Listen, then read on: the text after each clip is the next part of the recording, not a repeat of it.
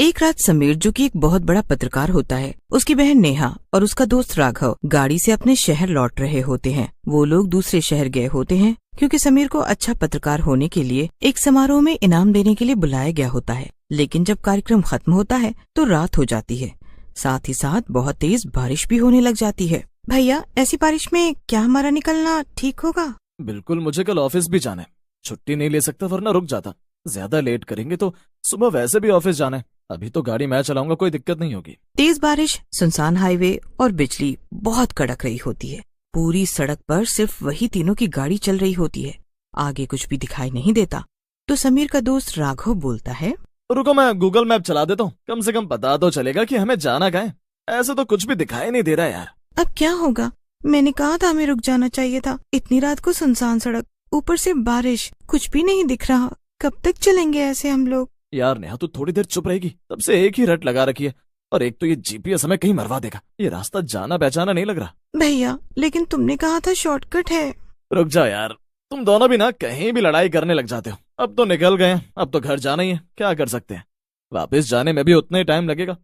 इससे अच्छा घर की तरफ ही चलते हैं। और देखो, वहाँ सामने कुछ दिखाई भी दे रहा है। बहुत दूर से ही एक चमकती हुई पुरानी दुकान दिखाई दे रही होती है, जिस पर लिखा होता है शर्मा जनरल स्टोर, वो भी जंगल के बीचों बीच। शायद कोई किराने की दुकान लगती है, देखने से तो यही लग रहा है। हाँ, है तो वही, लेकिन इतनी रात को दुकान, और वो भी यहाँ। क्या बोलते हो, यहाँ गाड़ी रोक दूं? थोड़ी देर रुक जाते हैं, बारिश कम हो जाएगी तो हम वापस निकल जाएंगे। वैसे भी पेट्रोल भी कम लग रहा है, क्या पता कुछ मदद ही मिल जाए या कुछ खाने को।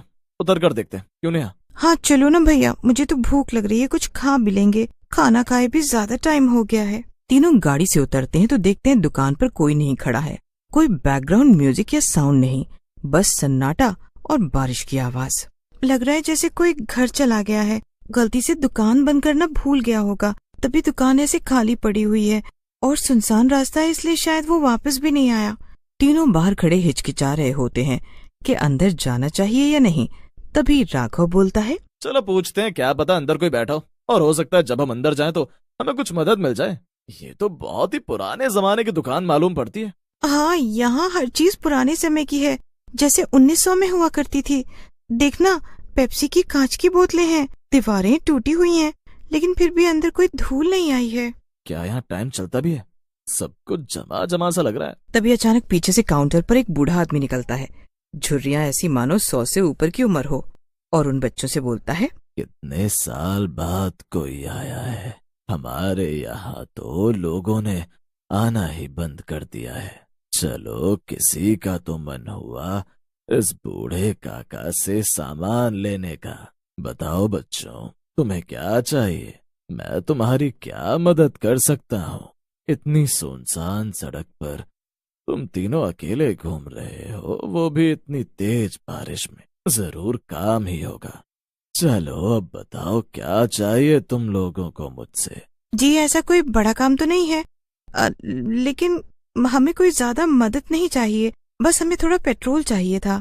आपके पास पेट्रोल होगा क्या? क्योंकि आपकी तो किराने की दुकान है, लेकिन अगर आपके पास कोई गाड़ी वगैरह है तो क्या आप थोड़ा पेट्रोल हमें दे सकते हैं? हमारी बहुत मदद हो जाएगी। अरे अरे बेटा, तुम्हारा काका सब बेचता है, सब कुछ। पेट्रोल, बचना भागना सब मिलेगा। बचना भागना? मैं कुछ समझा नहीं, क्या कहना चाहते हैं आप? अरे बेटा, मैं तो मजाक कर रहा था। मैं तो केवल इतना ही कह रहा हूँ कि मैं सब कुछ बेचता हूँ। तुम्हें जो चाहिए बता दो। और कितनी बार बताएं काका, बोला तो लड़की ने पेट्रोल चाहिए, मदद कर सकते हैं तो बोलिए। फालतू का टाइम। मैं कोई फालतू का टाइम पास नहीं कर रहा हूँ। मेरे पास पेट्रोल है, लेकिन मैं वो तुम्हें तभी दूंगा जब तुम लोग मेरी एक शर्त मानोगे। लो, अब पेट्रोल लेने के लिए इनकी शर्त भी मानो? क्या तमाशा है यार। एक तो रात में यहाँ फंस गए, ऊपर से एक दुकान भी मिली तो ऐसे दुकानदार के साथ। अभी हमारे पास दूसरा कोई चारा भी नहीं है। दोस्त, चलो उसकी बात मान लेते हैं, वैसे भी जा तो हम सकते नहीं घर। राघव समीर की बात मान लेता है, जिसको सुनकर दुकानदार एक भयानक सी मुस्कुराहट देता है। बताओ काका, क्या शर्त है आपकी? दुकानदार दुकान के अंदर और बाहर जाता है और वहाँ से 3 बॉक्स ले आते हैं, और वो 3 बॉक्स उन तीनों के सामने रख देता है। तुम तीनों को यहाँ से एक एक बॉक्स चुनना होगा। सब एक ही बॉक्स चुन सकते हैं, अगर उन्होंने एक बार एक बॉक्स उठा लिया तो उसको बदल नहीं सकते। एक एक की किस्मत लिखी हुई है इस बॉक्स में, तो सोच समझ कर उठाना। तीनों एक एक बॉक्स उठाते हैं, लेकिन तीनों को ही डर लग रहा होता है, क्योंकि वो बूढ़ा बहुत डरावना होता है और उससे भी डरावनी उसकी मुस्कान। समीर जब अपना डब्बा खोलता है तो उसमें 2 पैकेट दाल के मिलते हैं, लेकिन टैग दोनों पैकेट के ऊपर लिखा होता है, बाहर नहीं जा सकते। ये क्या बकवास चीज मिली है मुझे? इस कंपनी का नाम तो मैंने कभी सुना ही नहीं। नेहा जब अपना डिब्बा खोलती है तो उसमें चिप्स के पैकेट होते हैं। उन चिप्स के पैकेट पर लिखा होता है, तुम अब मालकिन बन चुकी हो। नेहा वो चिप्स के पैकेट देखकर खुश हो जाती है। राघव जब अपना पैकेट खोलता है तो उसको सबसे अलग एक मोबाइल फोन मिलता है। उसमें एक ही वीडियो चल रही होती है, जिसमें राघव, समीर और नेहा की मृत्यु हो चुकी है उसी दुकान के अंदर। राघव उस वीडियो को देखकर डर जाता है। वो समीर और नेहा को दिखाता है तो वो दोनों भी डर जाते हैं। वहाँ खड़ा दुकानदार मुस्कुराता है और अचानक ही एक भयानक रूप ले लेता है। ये खेल मेरा सबसे पसंदीदा खेल है। बहुत जमाने से मैंने ये खेल खेला है और ऐसे ही करके मैंने आज तक बहुत सारे लोगों को मारा है। अब तुम तीनों की बारी है। ये रिकॉर्डिंग अभी की है, लेकिन ये शूट किसने की? तुम हमारे साथ ये सब क्या कर रहे हो?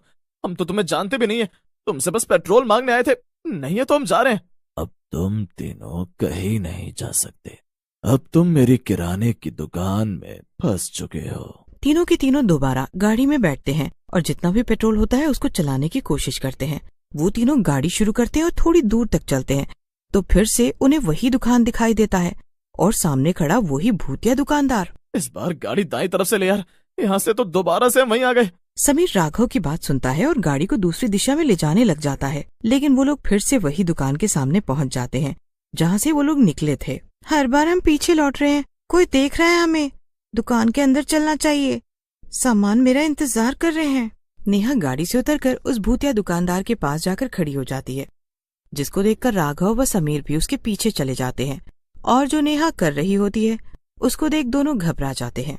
नेहा दुकान के सामान को ठीक कर रही है और उसकी आंखें सफेद कैसे हो गई? ऐसा लग रहा है उसे कुछ सुनाई नहीं दे रहा। नेहा के हाथ खुद बहुत चल रहे होते हैं। समीर को काउंटर के नीचे एक मोबाइल फोन मिलता है। उसमें एक वीडियो होती है उसी दुकानदार की, जो बोल रहा होता है, हर 7 साल पर यहाँ 3 लोग आते हैं, उनमें से एक मरता है, एक मालिक बनता है और तीसरा दुकान का हिस्सा बनता है। तो अगला दुकानदार? राघव खुद को मारने की कोशिश करता है चाकू से। नेहा पूरी तरह बदल चुकी होती है।